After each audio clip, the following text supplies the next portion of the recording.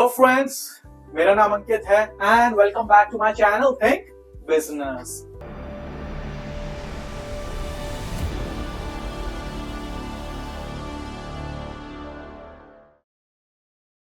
जहां पे हम सीखेंगे स्टार्टअप्स और एंटरप्रेन्योरशिप के बारे में बहुत ही अच्छी और काम आने वाली बातें। तो फ्रेंड्स, रिसेंटली मैं एक एपिसोड देख रहा था, एपिसोड ऑफ शार्क टैंक, और उस एपिसोड में एक बहुत ही फेमस इन्फ्लुएंसर फ्लाइंग बीस्ट यानी कि गौरव तनेजा अपीयर हुए। उन्होंने अपने ब्रांड बीस्ट लाइफ के रिगार्डिंग पिच किया and he was seeking funding on that brand. तो मैं इस ब्रांड के बारे में आपको बताऊं तो मुझे तो नंबर्स काफी इंप्रेसिव लगे। 14 करोड़ रुपए की सेल्स इस ब्रांड ने की है इन अ मैटर ऑफ 6 मंथ्स, और ये क्लेम करते हैं कि इन्होंने लॉन्च के पहले घंटे में ही 1 करोड़ रुपए की सेल्स कर दी थी। पर फिर भी the sharks were not quite impressed और उनको फंडिंग नहीं मिली। That was a shock for many. Last 6 months हम नियरली 14 करोड़ की सेल्स कर चुके हैं। क्रेजी। कितनी सेल तक हो जाएगी सर? इस साल में 35 करोड़ प्लस हो जाएगी हमारी sale. This is the first year of operation. Yes sir. As an influencer आपने ये brand 1 crore in 1 hour, 35 crore in 1 year, mind blowing numbers. पर मैं आपको बताता हूँ 4 ऐसे मेन कारण जिनके कारण उनको फंडिंग नहीं मिली। देखिए, पहला रीजन ये है लैक ऑफ ट्रांसपेरेंसी।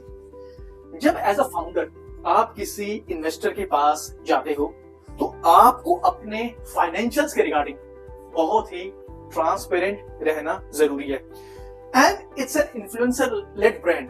तो जब अनुपम मित्तल ने उनसे पूछा कि आप अपने इन्फ्लुएंसिंग बिजनेस से कितना कमाते हो और आपके वहां पे कितने मंथली एक्टिव यूजर्स हैं, तो Gaurav was a bit resistance in revealing those numbers.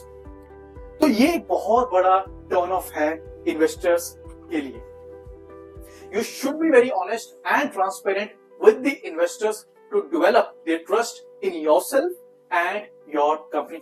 क्योंकि अगर आप शुरुआत में ही उनको एक सिग्नल दे दोगे कि आप नंबर्स को छुपाओगे या रिवील नहीं करोगे तो वो आगे जाके आप पे भरोसा नहीं कर पाएंगे and that will make them out of funding for your company. यहाँ तक इन्वेस्टमेंट के लिए आए हो, अगर आप पूरी तरह डिस्क्लोज नहीं कर पाओगे तो then we don't know what we are investing in। But that is my personal income। नहीं, ऐसा कुछ नहीं हो जाए यार। ये थोड़ी बात होती है कि आपने पर्सनल एक छवि बना ली, बिजनेस बना लिया, you're making a lot of money, अभी जगह जगह ब्रांड बना लेंगे, अलग अलग इन्वेस्टर ले आएंगे।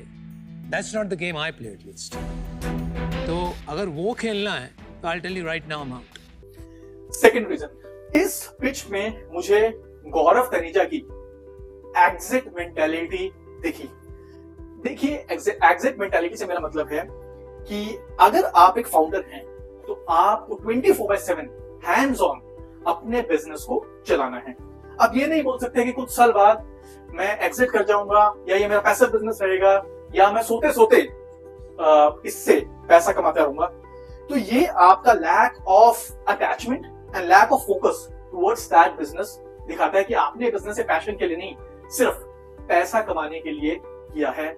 And that is not correct. The founder has to be on the feet 24/7, especially in the initial 5 to 10 years of the business. जो सो रहा हूँ पैसे बन रहे हैं बोलते हैं ना sir. You are a good influencer but terrible entrepreneur so far। Thirdly, अभी गौरव तनेजा इन्फ्लुएंसर से एक फाउंडर बने हैं और उन्होंने फाउंडर बनते ही एक नहीं बल्कि 2 ब्रांड एक साथ खोल दिए। एक है बीस्ट लाइफ और एक है रोजियर फूड्स। देखिए, सबसे पहले तो यही बात गलत है। आपका फोकस ही क्लियर नहीं है कि आपको करना क्या है। आप इन्फ्लुएंसिंग भी कर रहे हैं, आप रोजियर फूड्स भी कर रहे हैं, आप बीस्ट लाइफ भी कर रहे हैं, वो भी बहुत इनिशियल स्टेज पे। तो आप अपना बैंडविड्थ किस किस बिजनेस को कितना दोगे? सर, एक हम रोजियर फूड्स के नाम से हाँ जी। A2 ghee and oils, stone pressed oils launch किया, वो भी हमने। कब? सर वो हमने अप्रैल में किया था, 9 अप्रैल। This year. तो सेकेंडली, जब शार्क्स ने उनसे पूछा कि आपका रोजियर फूड्स में क्या स्टेक होल्डिंग और कौन को फाउंडर है, वो भी गौरव ने बताने से मना कर दिया। ये उसमें कौन है को-फाउंडर आपका? सर उसमें कोई और है को-फाउंडर, और उसमें क्या इक्विटी स्प्लिट है? मेरा एनडी है फाउंडर्स के साथ। उसने कहा था कि उसको भी अलग रखते हैं, आप 20 लाख के लिए जा रहे हैं, तो इसीलिए हम सर वो लेके यहाँ पे नहीं आए। Oh my God. ये देखिए क्यों जरूरी है।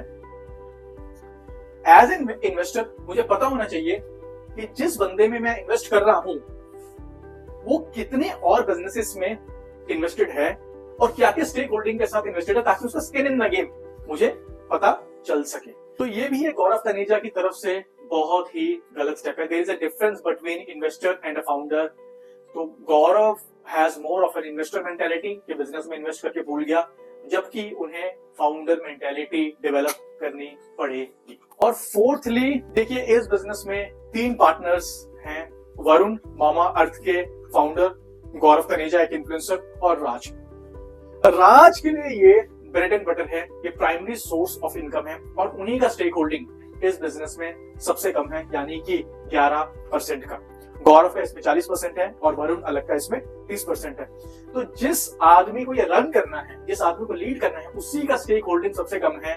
तो ये भी एक शार्क्स को पुट ऑफ करता है कि वो जिसमें इन्वेस्ट कर रहे हैं उसका तो स्टेक होल्डिंग नेग्लिजिबल इस बिजनेस में है। 11% इज ह्यूज। I agree. आप तो दूसरे बिजनेसेस में नहीं हो ना। नहीं, ये इसमें जो बड़ा स्किन इन द गेम है वो आपका है, जिसके पास सबसे कम इक्विटी है। तो ये 4 कारणों की वजह से गौरव को डील नहीं मिल पाई। आई थिंक अगर राज का इसमें स्टेक होल्डिंग ज्यादा रहता, एक रीजनेबल रहता, और गौरव would not have been invested in Rosier Foods and other businesses, then it would have definitely been investable business. तो आप मुझे बताइए आपको वो एपिसोड कैसा लगा and how did you like the pitch and what are your comments on that? If you like the video, do share, like and subscribe. Thank you.